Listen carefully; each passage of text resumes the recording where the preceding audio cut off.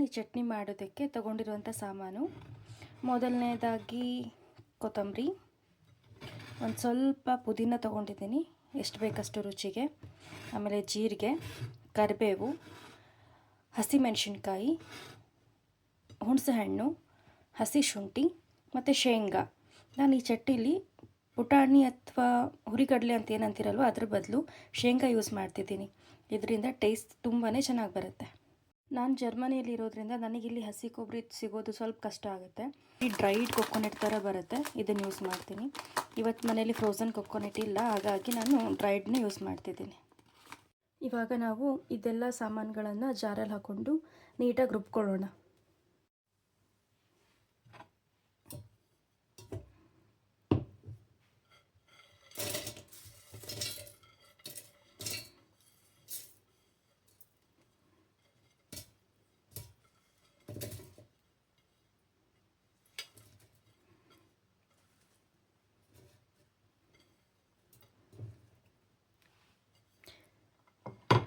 ನಾನಿವಾಗ ಫಸ್ಟ್ ಇದನ್ನಷ್ಟೇ ರುಬ್ಕೊಂಡು ಆಮೇಲೆ ಕೊಬ್ಬರಿನ ಆ್ಯಡ್ ಮಾಡ್ಕೊತಿದ್ದೀನಿ.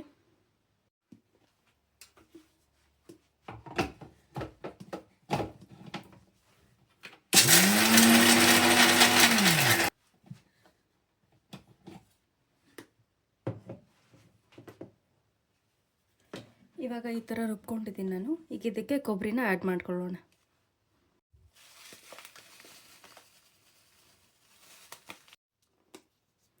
ನಮ್ಗೆ ಎಷ್ಟು ಬೇಕಷ್ಟು ಉಪ್ಪನ್ನ ಆ್ಯಡ್ ಮಾಡ್ಕೊಳ್ಳೋಣ ಇದರಲ್ಲಿ. ಇವಾಗ ಇದನ್ನು ಇನ್ನೊಂದು ಸರ್ತಿ ನೀಟಾಗಿ ರುಬ್ಕೊಳ್ಳೋಣ.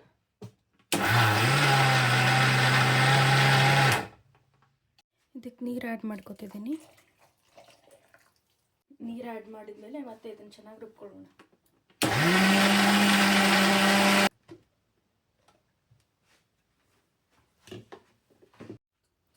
ಇವಾಗ ನೀವು ನೋಡ್ಬೋದು ನೀರು ಚಟ್ನಿ ರೆಡಿ ಇದೆ.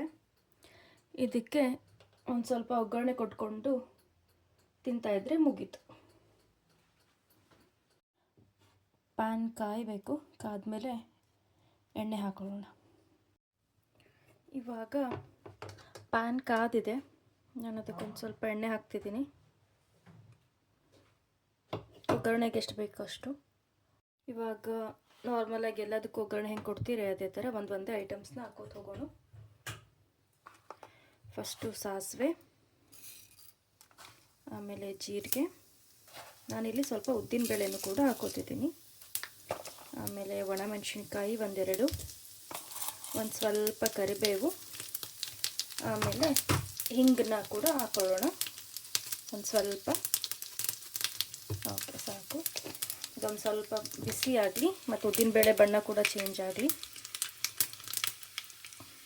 ಓಕೆ, ಈಗ ನೀವು ನೋಡ್ಬೋದು ಸಿಡಿತಿದೆ ಇದು ಆಲ್ರೆಡಿ.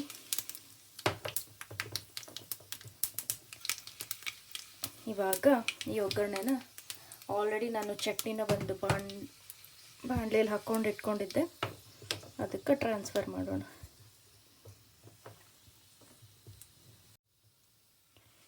ಈಗ ಇದನ್ನ ಚಟ್ನಿಗೆ ಹಾಕೋಣ. ಸೊ ಇವಾಗ ನೀವು ಇಲ್ಲಿ ನೋಡತ್ತೀರಿ, ಇದು ನೀಟಾಗಿ ಈ ಕನ್ಸಿಸ್ಟೆನ್ಸಿ ಮಿಕ್ಸ್ ಮಾಡಿಕೊಂಡು ಚಟ್ನಿ ನಮಗೆ ಕನ್ಸಿಸ್ಟೆನ್ಸಿಯಲ್ಲಿದ್ದರೆ ತುಂಬ ಚೆನ್ನಾಗಿರುತ್ತೆ. ನಾನು ಚಟ್ನಿ ಜೊತೆಗೆ ಇಡ್ಲಿನೂ ರೆಡಿ ಮಾಡೋಕೆ ಇಟ್ಟಿದ್ದೆ. ಇವಾಗ ಬಿಸಿ ಬಿಸಿ ಇಡ್ಲಿಗೆ ನೀರು ಚಟ್ನಿನ ಹಾಕ್ಕೊಂಡು ಈ ಥರ ನೀರು ಚಟ್ನಿನ ಹಾಕ್ಕೊಂಡು ತಿಂತಾ ಇದ್ದರೆ